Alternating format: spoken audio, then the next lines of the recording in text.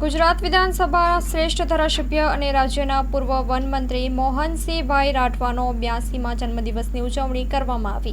છોટાઉદેપુર જિલ્લાના પાવી જેતપુર મોહનસિંહ છોટુભાઈ રાઠવા કોલેજ ખાતે છોટાઉદેપુર ગુજરાત વિધાનસભાના શ્રેષ્ઠ ધારાસભ્ય અને રાજ્યના પૂર્વ વનમંત્રી મોહનસિંહભાઈ રાઠવાનો 82મો જન્મદિવસ ઉજવાયો હતો।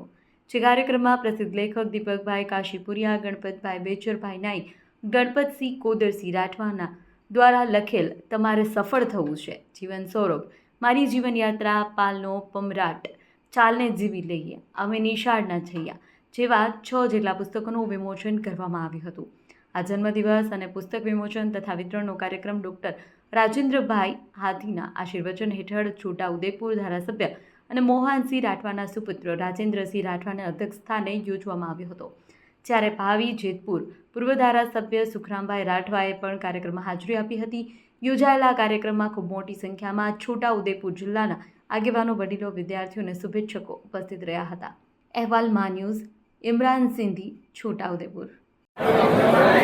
આજે પાવી જેતપુર મુકામે મારા પિતાશ્રી આદરણીય મોહનસિંહ રાઠવા સાહેબનો 82મા જન્મદિન નિમિત્તે આજે Pavi Jetpur Mohansinh Chhotubhai Rathwa arts and science college ખાતે જન્મદિવસનો કાર્યક્રમ રાખવામાં આવ્યો હતો અને એની અંદર જે 3 લેખકો, એમાં ડૉક્ટર દીપકભાઈ કાશીપુરિયા સાહેબ,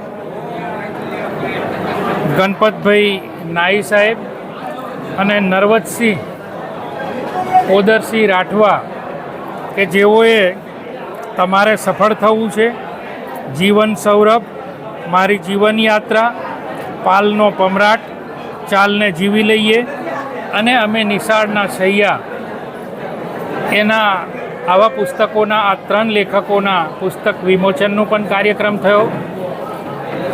મારા પિતાશ્રીની જન્મદિવસ નિમિત્તે શુભેચ્છા પાઠવવા માટે અનેક રાજકીય આગેવાનો, ગુરુ મહારાજો, શુભેચ્છકો, ટેકેદારો, સગા સંબંધીઓ અને વિવિધ કોલેજોના, વિવિધ હાઈસ્કૂલોના સ્ટાફ મિત્રો અને વિદ્યાર્થી ભાઈઓ બહેનો મોટી સંખ્યામાં હાજરી આપી અને આપ સૌ પણ જિલ્લાના અગ્રગણ્ય પત્રકાર મિત્રોએ પણ આ કાર્યક્રમમાં હાજરી આપી અને આજનો વિઝ્યુઅલ એને કંડારવા માટે આપ પણ અહીંયા હાજર રહે, આપનો હું ખૂબ ખૂબ દિલથી આભાર માનું છું। અને આજનો કાર્યક્રમ એ અમારી કોલેજના સૌ શિક્ષક મિત્રો, પ્રોફેસરો અને આચાર્યશ્રી અને મંડળના મંત્રીશ્રી અને વિવિધ હાઈસ્કૂલોના આચાર્યશ્રીઓના સહયોગથી આજે આ ખૂબ સરસ મજાનો કાર્યક્રમ સફળ આજે પૂર્ણ થયો છે। એમાં હું સૌનો આભાર માનું છું કે જેમને ફોન દ્વારા, ફેસબુક, વોટ્સઅપ, સોશિયલ મીડિયાના માધ્યમથી પણ મારા પિતાજીને જન્મદિન નિમિત્તે શુભેચ્છા પાઠવી છે, રૂબરૂ આવીને પાઠવી છે। એવા સૌ લોકોને હું આજે ખૂબ ખૂબ ખૂબ એમનો નતમસ્તક થઈ આભાર માનું છું। Thank you. જય જય ગરવી ગુજરાત।